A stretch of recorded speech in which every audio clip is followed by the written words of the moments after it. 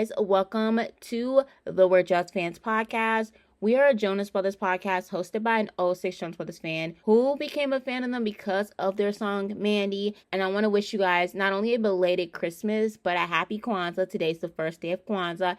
And happy Hanukkah to those who celebrate.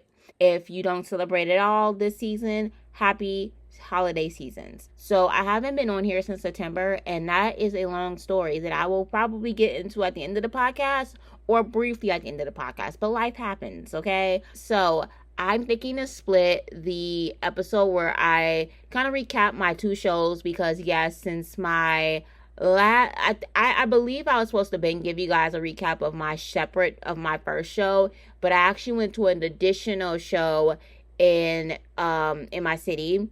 They came back for an Allstate Arena show on December 11th, and I moved mountains to get there, so I'll talk about that in another episode, but it was definitely worth going one more time to see the show, and I was so glad that I was able to do it, and I was able to make things work. But today I just wanted to focus specifically on doing my Spotify recap. I am going to try to see where I might fit in a episode recapping the shows as a whole because I missed out on talking about so many special guests and things like that. So I might save that for a later day because I might want to do like some call in. I might want to try to see if I can call in people. I can get people to talk about their experience. I kind of want to make it a bigger show. So I think I'm going to separate that from my recap of my shows. So just flow with me, okay? So today I thought we'd start off easier, kind of getting myself back into the podcast with an episode that I wanted to do a while back ago. But I ain't going to lie to y'all. I've been so busy. Like I worked 7 days back to back for the holiday season, and I just am now getting a break. Like Christmas Day was my first Christmas Eve and Christmas Day was my first official days off. I had today off, and then I have to work tomorrow, but I'm not working until next weekend of next week. So I'm actually kind of grateful for that, but I ain't gonna lie, my check is fat as hell. So hallelujah. But we're gonna go over my Spotify recap, just do the Spotify recap, and then keep it moving. So Spotify recap came out this year, and we're going to go over everything that happened. So I was supposed to give you guys recaps of the albums because we got Music People Who Believe in Love. I was supposed to do a deep dive on that. And I was supposed to do a deep dive on Greens from Your Hometown. I had a deep dive recorded for Joe, and I was working on it and everything. And then a lot happened. I think with the second recording, I think it was the second recording I did. I lost half of the footage, but half of the audio. I don't know. It was just way too much going on. Deep dives are very detailed. I was working on a special deep dive that is still going to come. It was a Team Jonas deep dive, and I have started in the past of this year working on a deep dive for It's About Time album.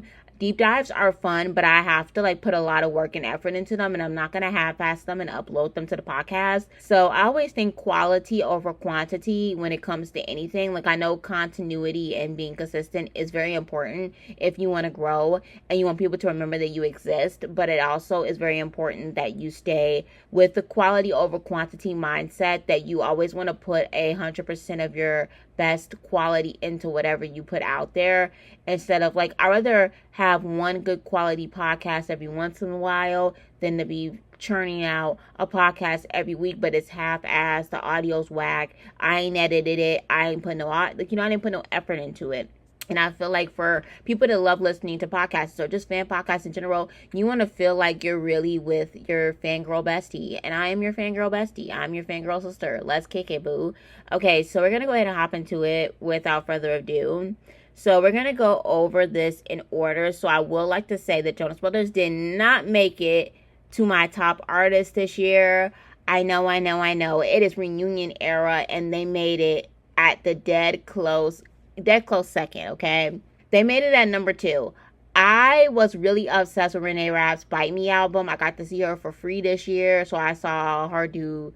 I've been obsessed with her Bite Me album. I've been obsessed with her Snow Angel album. I just became a fan of hers in June. So I'm not gonna lie to y'all, that album had me on the chokehold. But so did the Jonas Brothers. I am not surprised they made it at number 2 on my list. I feel like if I hadn't fully gotten into Renee this year, the Jonas Brothers would have been number 1. No doubt. So the Jonas Brothers are at number 1, but Joe Jonas himself comes at a good toasty number 4.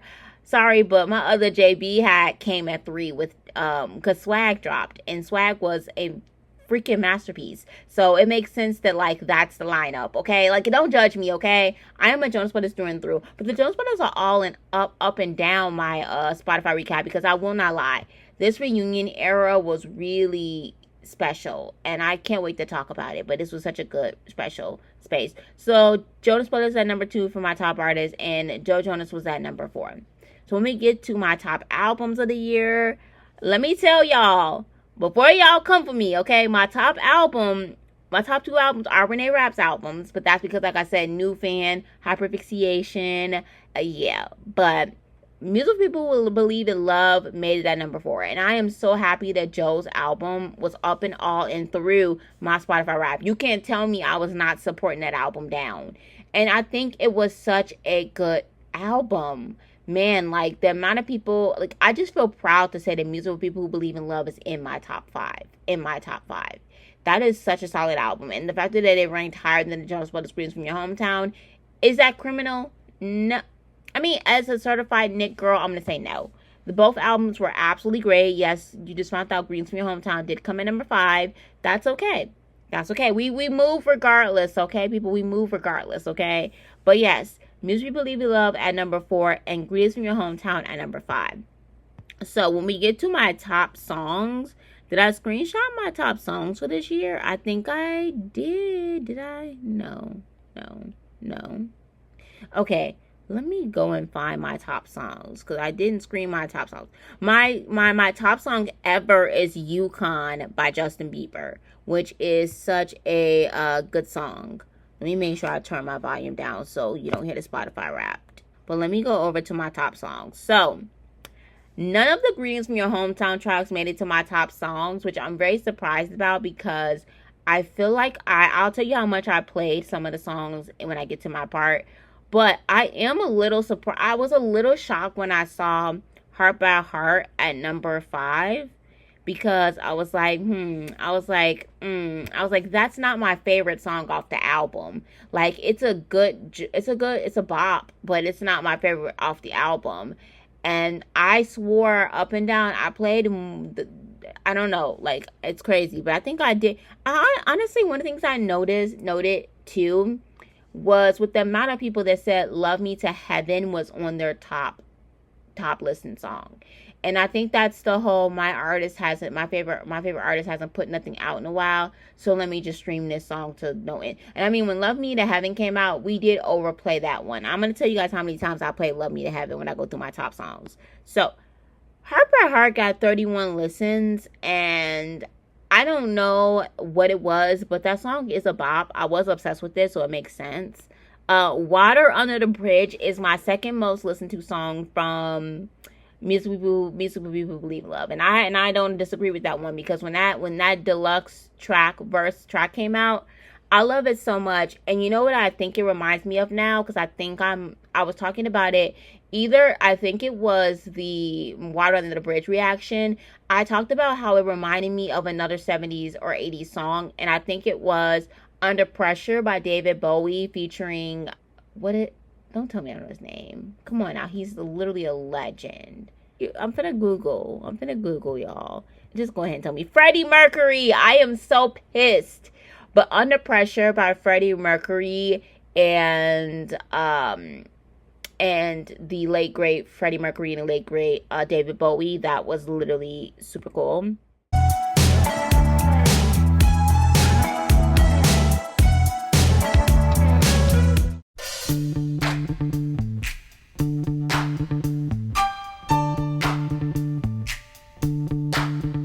That's one of my favorite ones off the album. What else we got?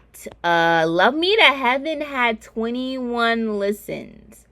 21 listens. So I'm gonna be honest. She creeped up there. Greetings from Your Hometown, the Switchfoot track, that got 21 listens. I'm not shocked, because Greetings from Your Hometown slapped. Okay, not shocked. No Time to Talk at 17. I have maybe not a hot take. But I was definitely obsessed with the song when that was my claim track because it had the Bee Gees Staying Alive like sample, and I was like, oh my god, yes, love that for me. I love 70s and 80s music, so I grew up on old school, so that's my shtick. But I feel like out of all the other tracks on the album, I listen to No Time to Talk a little less now than I did at first. While it is still a song I love off the album, it's not my favorite. Like, it's not, I don't know, it's probably still in my top 5 maybe, but not my top 3. Okay, and then next is What We Are with Louisa. That one's a bop. I'm not mad at myself. I see why that one made it. Yep, I see why that one made it. Only Love at number 6 with 15 listens. That is crazy. Only Love is so good. It should be higher in my listenings. Okay, then we got Waste No Time. Exactly. At 14 listens. And that song is really, really good. So I love that for me. Velvet Sunshine at number 13. I was honestly convinced Velvet Sunshine would have been my top 5 because that's in my top 3 on the album. And you know what's so criminal is that we both had Joe and Kevin on the same stage. And have we ever gotten a Velvet Sunshine cover? I mean, not cover, but performance. I think I'm imagining there was a time in one show on this tour stop where they did Velvet Sunshine together, or Franklin came out for something.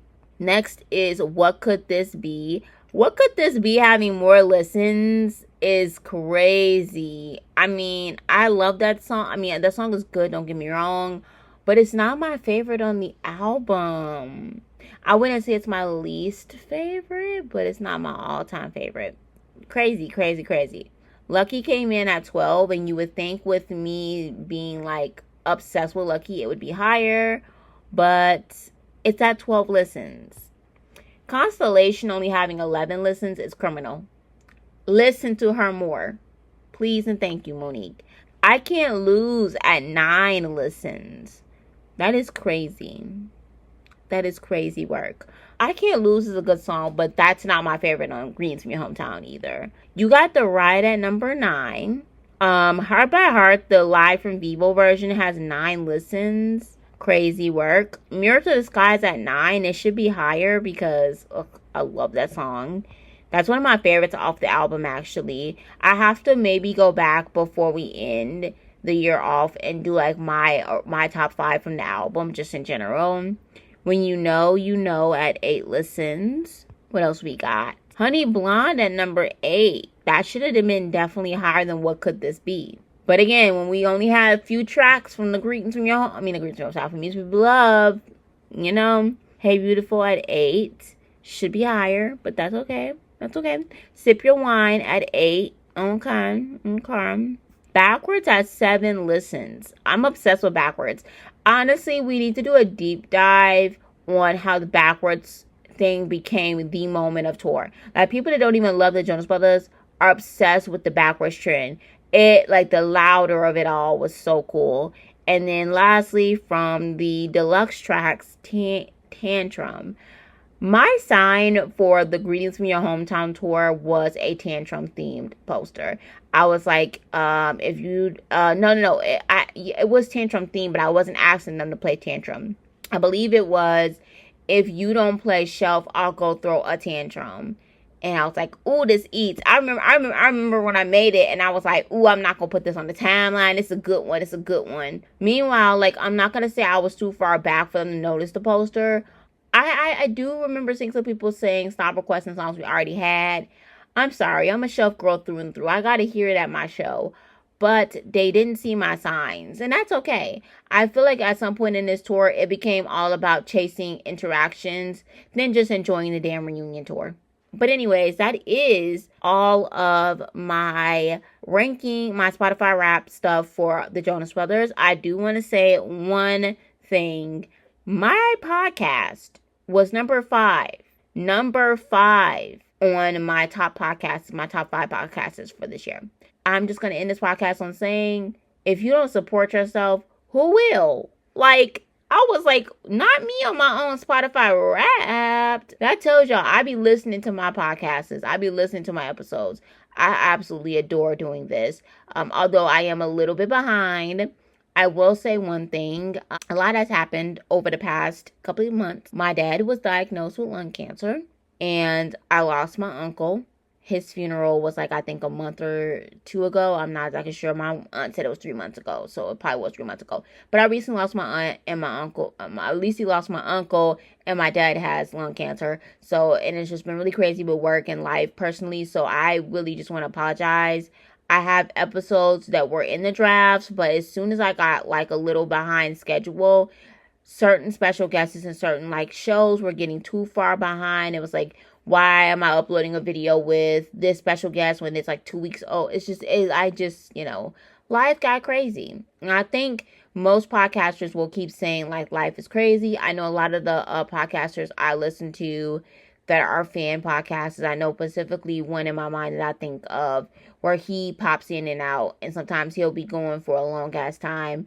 But life just happens. We're all adults. We're not kids anymore. So I don't expect for all of the people that do fan podcasts that are adults to have all the time in the world to just talk about this. But it is a nice little thing to do. I'm going to end out here.